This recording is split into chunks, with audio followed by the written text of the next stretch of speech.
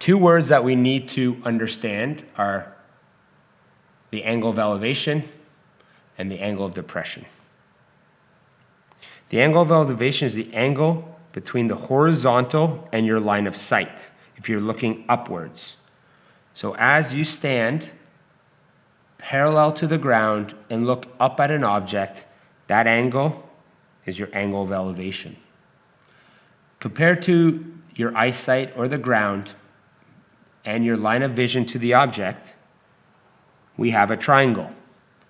Dropping a line straight down from that object creates a 90-degree triangle, where from your eyes, the object's height from the ground is the opposite.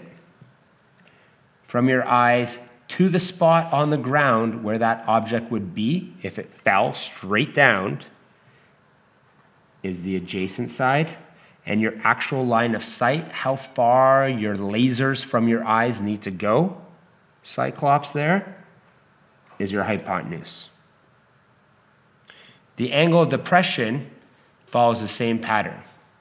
If you are higher than something and need to tilt your head to look down to see them, whether you're standing on a cliff, on a ladder, on a chair, the angle of depression is that angle from the horizontal, if you were looking straight ahead, that you tilt your eyesight or your head down.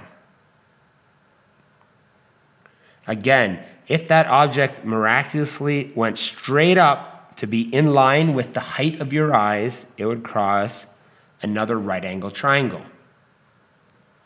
So from your eyes to the object, those lasers being shot out, once again, that's the hypotenuse. If that object went straight up to be in line with you, that height or that distance would be the opposite length. And from your eyes to where that object is would be the adjacent. Now notice that triangle would give us the same thing as if we dropped it down here, except this would be an adjacent side and that would be an opposite side.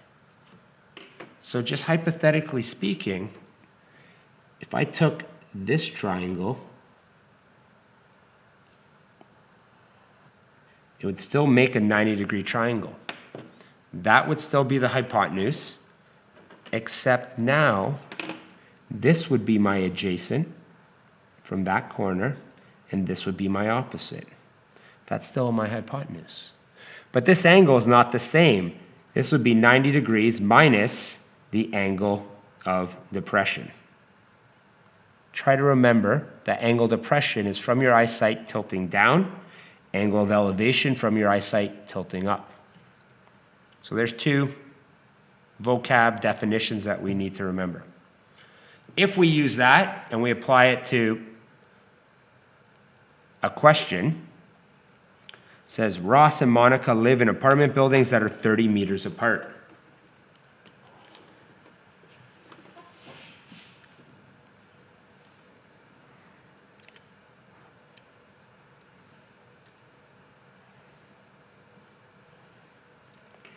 Here it is. We have one of them there and one of them there. That is 30 meters apart. Assuming that it was built straight up and down, not by some confused worker, straight across would be 30, straight across would be 30, straight across would be 30. The angle of depression from Ross's balcony to where Monica's building meets the ground is 40 degrees. Here's Ross. Here's Monica. Angle of depression. So here's Ross. Here's his eyesight going straight across. The angle of depression to where it meets the ground is 40. So Ross's eyesight down is 40 degrees. There's a right angle triangle. The angle of elevation from Ross's balcony to Monica's balcony is 20 degrees.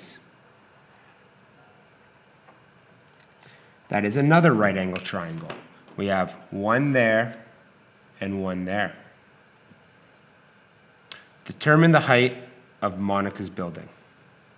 If we consider this as two separate triangles, we can still use SOH CAH TOA here and our knowledge of SOH CAH TOA here, because this distance is the same as 30. So that distance right there is 30 for both triangles. So if we look at the top triangle, we can find that distance. If we look at the bottom triangle, we can find that distance.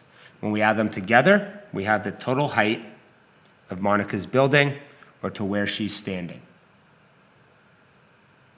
We look at the top triangle. Compared to that angle, this is our adjacent side. This is our opposite side.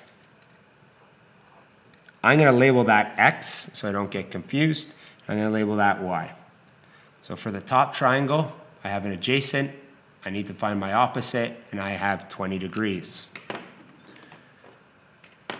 So once again, SOH CAH TOA, have adjacent, need to find opposite.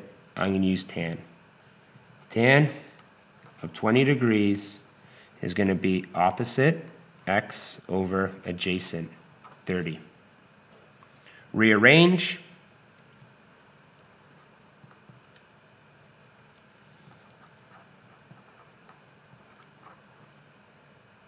Multiply by 30 on the right, multiply by 30 on the left, and now I can enter that all into my calculator. And when I do that, my calculator, I can go straight forward. 30 tan 20, 30 times tan 20 degrees equals 10.919, which I'm going to round to 10.92.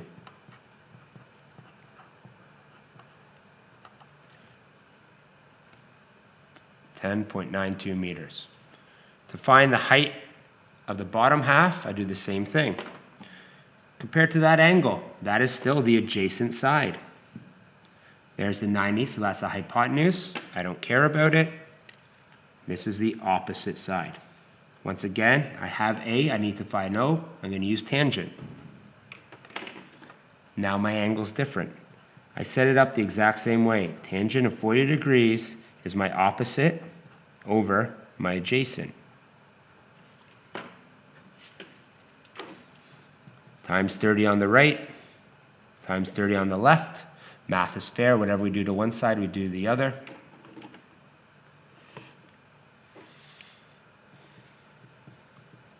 .30 times tangent of 40 degrees. I put that in my calculator.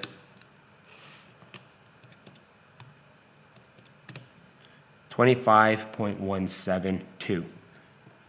I round that and I keep it at 25.17 meters. Now if I need the total height,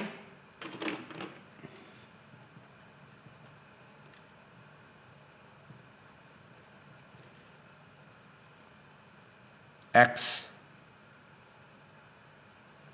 plus Y is going to give me my total height of the apartment building.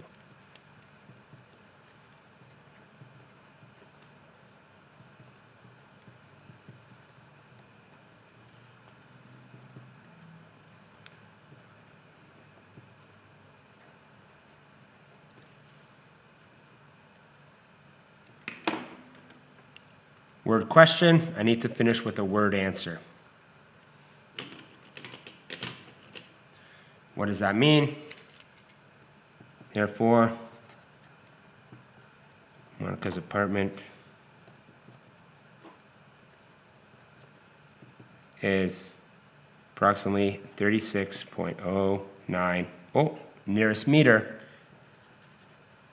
36 meters in height. So that's how we have application. Going back to the start on how we solve for an angle. Time to practice.